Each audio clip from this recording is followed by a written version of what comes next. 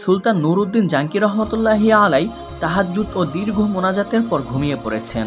চারদিকটা নীরব ও নিস্তব্ধ, কোথাও কোনো সার শব্দ নেই। এমত অবস্থায় তিনি স্বপ্ন দেখতে পেলেন নবী করিম সাল্লাল্লাহু আলাইহি ওয়াসাল্লাম নিজে তার কামরায় উপস্থিত।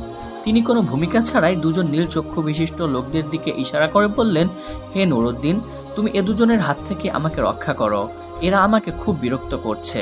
এই ভয়াবহ স্বপ্ন দেখে নুরউদ্দিন জাঙ্কি রহমতুল্লাহি আলাই অত্যন্ত ভীত সন্ত্রস্ত হয়ে ঘুম থেকে জাগ্রত হয়ে গেলেন। তিনি এই মুহূর্তে কি করবেন বুঝে উঠতে পারছিলেন না। কিছু বুঝতে না পেরে তিনি তার নিজ কামরায় পায়চারি করছিলেন। সাথে সাথে তার মাথায় বিভিন্ন ধরনের চিন্তাও ঘুরপাক খেতে লাগলো। হৃদয় মাঝে ভিড় জমালো হাজারো রকমের প্রশ্ন। তিনি ভাবতে লাগলেন, আল্লাহ রসুল তো এই মুহূর্তে কবর জীবনে রয়েছে, তার সাথে অভিশপ্ত ইহুদিরা এমন কি ষড়যন্ত্র করতে পারে? কি হতে পারে তাদের চক্রান্তের স্বরূপ? তারা কি রাসূল সাল্লাল্লাহু আলাইহি ওয়াসাল্লামের কোনো ক্ষতি করতে চায়? মৃত্যুর পরে পর জীবনেও কি তারা রাসূল সাল্লাল্লাহু আলাইহি ওয়াসাল্লামের সাথে ষড়যন্ত্রে লিপ্ত হতে চায়? আমাকে দুজন ইহুদির চেহারাই বা কেন দেখানো হলো এবং তাদের চোখ দুটোই বা কেন নীল বর্ণের ছিল? শয়তান তো আল্লাহর নবীর অবয়বে আসতে পারে না, তাহলে কি আমি স্বপ্নটি সত্যি দেখেছি? এসব ভাবতে ভাবতে সুলতান অস্থির হয়ে পড়লেন। তিনি অজু গোসল সেরে দুরাকাত নামাজ আদায় করে নিলেন। তারপর মহান আল্লাহ রাব্বুল আলামিনের দরবারে ক্রন্দনরত অবস্থায় অনেকক্ষণ মোনাজাত করলেন। সুলতানের আশেপাশে এমন কেউ ছিল না যার সাথে তিনি পরামর্শ করবেন। আবার এটি এমন স্বপ্নও নয় যেটি যার তার কাছে ব্যক্ত করা যায়। অবশেষে তিনি আবারও শুয়ে পড়লেন। দীর্ঘ সময় পর যখনই একটু ঘুমের ভাব আসলো, সঙ্গে সঙ্গে তিনি আবারও প্রথমবারের মতো স্বপ্ন দেখলেন যে নবী করিম সাল্লাল্লাহু আলাইহি ওয়াসাল্লাম পূর্বের ন্যায় এবারও সেই দুইজন নীল বর্ণের চক্ষু বিশিষ্ট ব্যক্তিদ্বয়ের দিকে ইশারা করে বলছেন, হে নুরউদ্দিন মাহমুদ, এই দুজনের হাত থেকে আমাকে মুক্ত করো। এবার নুরউদ্দিন জাঙ্কি রহমতুল্লাহি আলাই স্বপ্নটি দেখে আল্লাহ আল্লাহ বলতে বলতে বিছানা থেকে উঠে বসলেন। তারপর কোথায় যাবেন, কি করবেন কিছুই ঠিক করতে পারছিলেন না। তাই তিনি মহান আল্লাহ রাব্বুল আলামিনের নিকট সাহায্য প্রার্থনা করার জন্য দ্রুত অজু গোসল শেষ করে মুসল্লায় দাঁড়িয়ে অত্যাধিক ভীতসন্ত্রস্ত অবস্থায় দুরাকাত নামাজ আদায় করলেন এবং দীর্ঘ সময় অশ্রুসিক্ত নয়নে দোয়া করলেন। রাতের অনেক অংশ এখনো বাকি। সমগ্র পৃথিবী যেন কি এক বিপদের সম্মুখীন হয়ে নিঝুম হয়ে আছে। কি এক মহাবিপর্যয় যেন পৃথিবীর বুকে সংঘটিত হতে যাচ্ছে। কঠিন বিপর্যয়ের ঘনঘটা যেন পৃথিবীর চারদিকে ছড়িয়েই পড়েছে। তিনি মুখ তুলে আকাশ পানে তাকালেন। মনে হলো স্বপ্ন দেখা ওই দুইজন লোক যেন তাকে ধরার জন্য দ্রুত গতিতে ধেয়ে আসছে। তিনি সেই চেহারা দুটোকে মনের মণিকোষ্ঠা থেকে সরাবার চেষ্টা করলেন, কিন্তু কিছুতেই তা সম্ভব হলো না। শেষ পর্যন্ত নিরুপায় হয়ে নুরউদ্দিন জাঙ্কি রহমতুল্লাহি আলাই চোখ বন্ধ করে আবারও তন্দ্রাবিভোর হয়ে পড়লেন এবং মহান আল্লাহ রাব্বুল আলামিনের নিকটে মনে মনে সাহায্য প্রার্থনা করতে করতে ঘুমিয়ে পড়লেন। কিন্তু আশ্চর্যের কথা হচ্ছে, এবারও তিনি একই স্বপ্ন দেখলেন। নবী করিম সাল্লাল্লাহু আলাইহি ওয়াসাল্লাম সেই নীল চক্ষু বিশিষ্ট দুইজনকে উদ্দেশ্য করে বলছেন, হে নুরউদ্দিন মাহমুদ, এই দুজনের হাত থেকে আমাকে মুক্ত করো। রাসূল সাল্লাল্লাহু আলাইহি ওয়াসাল্লামের বক্তব্য শেষ হওয়ার পরপরই নুরউদ্দিন জাঙ্কি রহমতুল্লাহি আলাই ক্রন্দনরত অবস্থায় এবারও বিছানা পরিত্যাগ করলেন। কিন্তু এবার তার দৃঢ় বিশ্বাস জন্মালো যে নিশ্চয়ই নবী করিম সাল্লাল্লাহু আলাইহি ওয়াসাল্লামের রওজা মোবারক কোনো না কোনো বিপদের সম্মুখীন হয়েছে, তাই বারবারই আমাকে একই স্বপ্ন দেখানো হচ্ছে। কিন্তু এই পর্যায়ে প্রায় রাত্র শেষ হয়ে ফজরের ওয়াক্ত শুরু হয়ে গিয়েছে। তাই তিনি তড়িৎ গতিতে অজু গোসল শেষ করে ফজরের নামাজ আদায় করে নিলেন।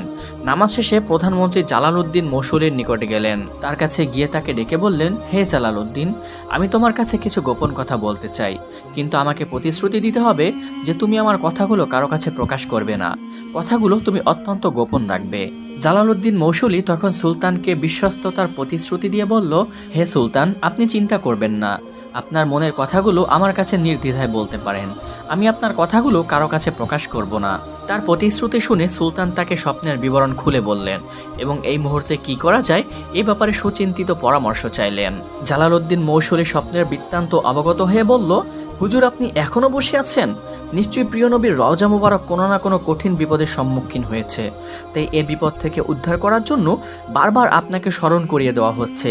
অতএব আমার পরামর্শ হলো, সময় নষ্ট না করে অতি সত্বর আপনার মদিনার পথে অগ্রসর হওয়া উচিত।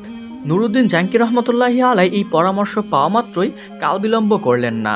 তিনি 16,000 দ্রুতগামী অশ্বারোহী সৈন্য এবং বিপুল ধনসম্পদ নিয়ে বাগদাদ থেকে মদিনার অভিমুখে রওনা হলেন।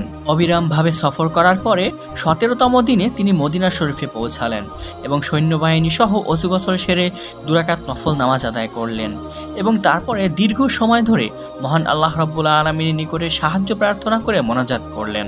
তারপরে সৈন্যবাহিনী দ্বারা সম্পূর্ণ মদিনা শরীফ ঘেরাও করে ফেললেন এবং সঙ্গে সঙ্গে আদেশ জারি করে দিলেন যে বাইরের যে কোনো লোক মদিনায় আসতে পারবে, কিন্তু সাবধান, মদিনা থেকে কোনো লোক যেন বাইরে যেতে না পারে। এরপরে তিনি সৈন্যদেরকে উদ্দেশ্য করে বললেন, হে সৈন্যরা, তোমরা শোনো, তোমরা মদিনা শরীফে যে কোনো স্থানে 2 জন নীলচক্ষু বিশিষ্ট ব্যক্তিকে দেখলে সঙ্গে সঙ্গে আমার কাছে তাকে হাজির করবে। আর যদি নবী করিম সাল্লাল্লাহু আলাইহি ওয়াসাল্লামের রওজা মোবারকের বিপরীতে কোনো ক্ষতির আশঙ্কা করো অথবা ইসলামের বিপরীতে কোনো সন্দেহজনক ব্যক্তিকে দেখো, সাথে সাথে তার চক্ষু নীল না হলেও আমার কাছে হাজির করবে। এভাবেই খোঁজ লাগানোর জন্য সম্পূর্ণ মদিনায় সমস্ত সৈন্যদেরকে ছড়িয়ে দিলেন। খোঁজাখুঁজি করতে করতে সপ্তাহ পেরিয়ে জুমার দিন চলে আসলো। নুরউদ্দিন জাঙ্কি রহমাতুল্লাহি আলাই জুমার নামাজ সেখানে নিজেই পড়ালেন এবং খুতবা শেষে ঘোষণা দিয়ে দিলেন, আমি মদিনাবাসীকে দাওয়াত দিয়ে একবেলা খানা খাওয়াতে চাই। আমার অভিলাষ সকলেই যেন সেই দাওয়াতে অংশগ্রহণ করে।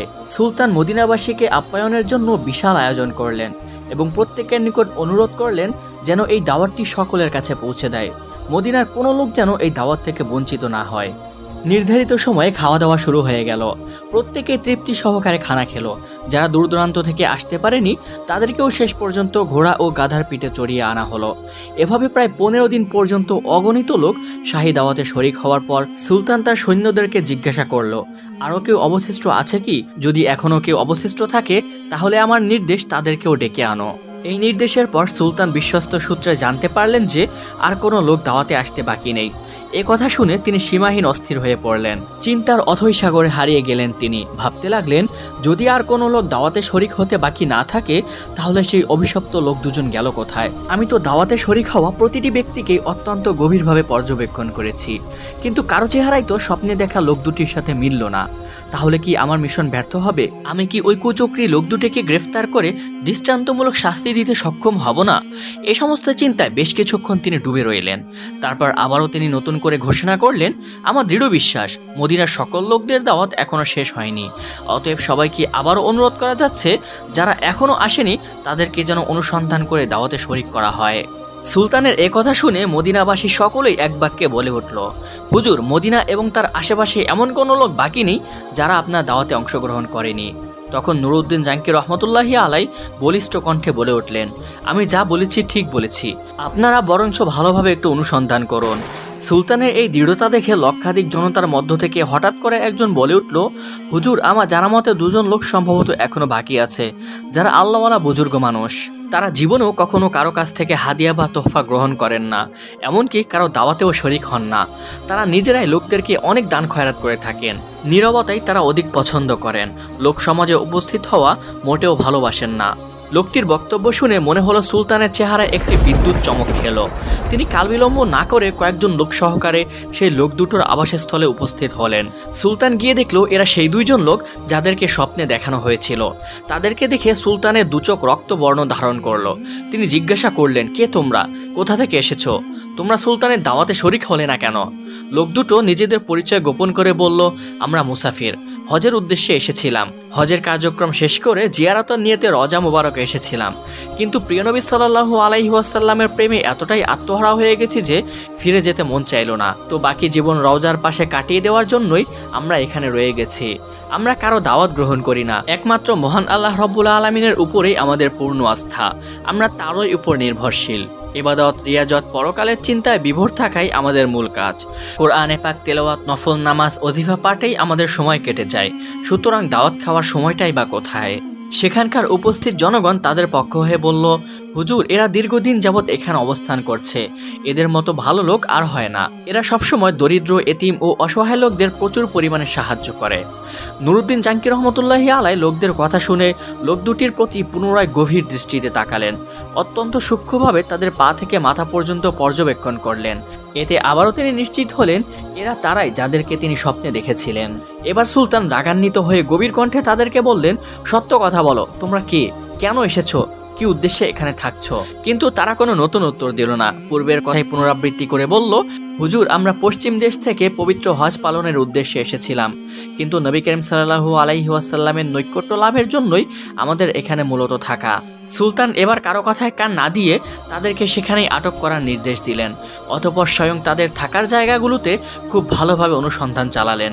সেখানে অনেক মাল সম্পদ পাওয়া গেল বহু দুর্লভ কিতাবাদি, কিন্তু এমন কোনো প্রকার জিনিস পাওয়া গেল না যার দ্বারা স্বপ্নের বিষয়ের কোনো প্রকার সহায়তা পাওয়া যায়। নুরউদ্দিন জাঙ্কি রহমতুল্লাহি আলাই অত্যাধিক পেরেশান ও অস্থির। এখনও রহস্য উদ্ঘাটন করতে না পারায় তিনি সীমাহীন চিন্তিত। এদিকে মদিনার বহু লোক তাদের জন্য সুপারিশ করছে, আবার তারা এটাও বলছে, হুজুর, এরা অত্যন্ত নেককার ও বুজুর্গ লোক, দিনভর রোজা রাখেন, রাতের অধিকাংশ সময় ইবাদত বন্দিগিতে কাটিয়ে দেন, 5 ওয়াক্ত নামাজই রওজা শরীফের নিকটে এসে আদায় করেন, প্রতিদিন নিয়মিত জান্নাতুল বাকিতে জিয়ারত করতে যান, আবার প্রতি শনিবার মসজিদুল কুবাতে গমন করেন। কেউ কিছু চাইলে কখনো তাদেরকে খালি হাতে ফিরিয়ে দেন না। সুলতান তাদের অবস্থা শুনে সীমাহীন আশ্চর্য বোধ করলেন, তথাপি তিনি হাল ছাড়লেন না। কক্ষের অংশে অনুসন্ধানী দৃষ্টি ফিরিয়ে যাচ্ছেন, ঘরের প্রত্যেকটি বস্তুকে অত্যন্ত গভীরভাবে পর্যবেক্ষণ করছেন, কিন্তু সন্দেহ করার মতো কিছুই তিনি পাচ্ছেন না। সুলতান নুরউদ্দিন জাঙ্কি রহমতুল্লাহি আলাই এক পর্যায়ে সঙ্গীদেরকে বললেন, আচ্ছা, তাদের নামাজের মুসাল্লাটা একটু উঠাও দেখি। সঙ্গীরা নির্দেশ পালন করলো। নামাজের মুসাল্লাটি ছিল একটি চাটাইয়ের উপরে। সুলতান আবারও নির্দেশ দিলেন, চাটাইটিও সরিয়ে ফেলো। চাটাই সরানোর পর দেখা গেল একখানা বিশাল পাথর। সুলতানের আদেশে তাও সরিয়ে ফেলা হলো। এবার পাওয়া গেল এমন একটি সুড়ঙ্গ পথ যা বহুদূর পর্যন্ত চলে গিয়েছে, এমনকি তা পৌঁছে গিয়েছে রওজা শরীফের অতি সন্নিকটে। এ দৃশ্য দেখার পরে নুরউদ্দিন জাঙ্কি রহমতুল্লাহি আলাই বিজলি আহতের ন্যায় চমকে উঠলেন। অস্থিরতার কালো মেঘ ছেয়ে যায় তার সমস্ত অন্তর্হৃদয়ে। রাগে ক্রোধে লাল হয়ে যায় তার গোটা মুখমণ্ডল।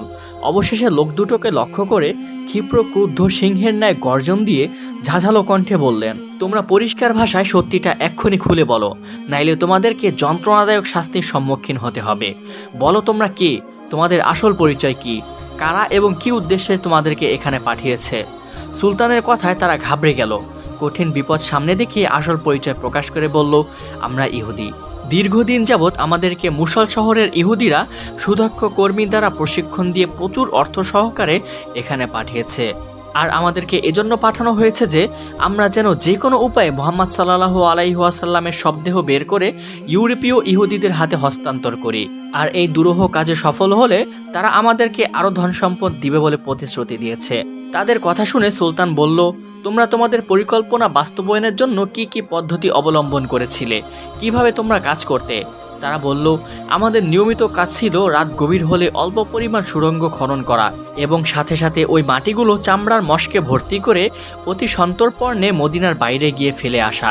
আজ প্রায় দীর্ঘ 3 বছর যাবৎ এই মহাপরিকল্পনা বাস্তবায়নের কাজে আমরা অনবরত ব্যস্ত আছি। যে সময় আমরা রওজা মুবারকের নিকটে পৌঁছে গেলাম এবং সিদ্ধান্ত গ্রহণ করলাম যে 1 সপ্তাহের মধ্যে বিশ্বনবীর লাশ বের করে নিয়ে যাব, আমরা সুড়ঙ্গে থাকা অবস্থাতেই ঠিক সেই সময় ধরে আমাদের মনে হলো আকাশ যেন ভেঙে টুকরো টুকরো হয়ে যাচ্ছে, জমিন যেন প্রচণ্ড ভূমিকম্পের কারণে থরথর করে কাঁপছে, যেন সমগ্র পৃথিবী জুড়ে মহাপ্রলয় সংঘটিত হচ্ছে। অবস্থা এতটাই শোচনীয় রূপ ধারণ করলো যে মনে হচ্ছিল সুড়ঙ্গের ভিতরেই যেন আমরা সমাধিস্থ হয়ে পড়ব। এই অবস্থা প্রত্যক্ষ করে ভীত সন্ত্রস্ত হয়ে আমরা কাজ আপাতত বন্ধ রেখেছি। তাদের বক্তব্যে সুলতানের নিকট সবকিছুই পরিষ্কার হয়ে গেল। তাই তিনি লোক দুটোকে নজিরবিহীন শাস্তি দেওয়ার ব্যবস্থা করলেন, যাতে ভবিষ্যতে কেউ আর এমন দুঃসাহস না দেখায়। তিনি মসজিদ হতে অর্ধ মাইল দূরে একটি বিশাল ময়দানে 20 তাহ উঁচু একটি কাঠের মঞ্চ তৈরি করলেন। সাথে সাথে সংবাদ পাঠিয়ে মদিনা ও মদিনার আশেপাশে সমস্ত লোকদেরকে উক্ত ময়দানে হাজির হওয়ার নির্দেশ প্রদান করলেন। নির্ধারিত সময়ে লক্ষ লক্ষ লোক উক্ত মাঠে সমবেত হলো। সুলতান নুরউদ্দিন জাঙ্কি রহমতুল্লাহি আলাই অপরাধী লোক দুটোকে লৌহ শিকলে আবদ্ধ করে মঞ্চের উপরে বসালেন। তারপর বিশাল জনসমুদ্রের মাঝে তাদের হীন চক্রান্ত ও ঘৃণ্য তৎপরতার কথা উল্লেখ করলেন। তারপর তিনি লোকদেরকে বিপুল পরিমাণ লাকড়ি সংগ্রহের নির্দেশ দিলেন। তারপর লক্ষ জনতার সামনে সেই ইহুদি দুটোকে মঞ্চের উপরে আগুন লাগিয়ে পুড়ে ভস্ম করে মেরে ফেলা হয়। কোনো কোনো বর্ণনায় পাওয়া যায় সেই আগুন নাকি দীর্ঘ 11 দিন পর্যন্ত প্রজ্বলিত ছিল। অতঃপর তিনি বিপুল পরিমাণ অর্থ ব্যয় করে 1000 মন সীসা গলিয়ে রওজা শরীফের চতুর্পাশে মজবুত প্রাচীর নির্মাণ করে দেন, যেন ভবিষ্যতে আর কেউ প্রিয় নবী সাল্লাল্লাহু আলাইহি ওয়াসাল্লামের কবর পর্যন্ত পৌঁছাতে সক্ষম না হয়। ইতিহাসের পাতা থেকে আরও জানা যায় যে নুরুদ্দিন জাঙ্কি রহমতুল্লাহি আলাই ইন্তেকাল করলে ওসিয়ত মোতাবেক তার লাশকে রসুল করিম সাল্লাল্লাহু আলাইহি ওয়াসাল্লামের রওজার অতি নিকটবর্তী স্থানে দাফন করা হয়।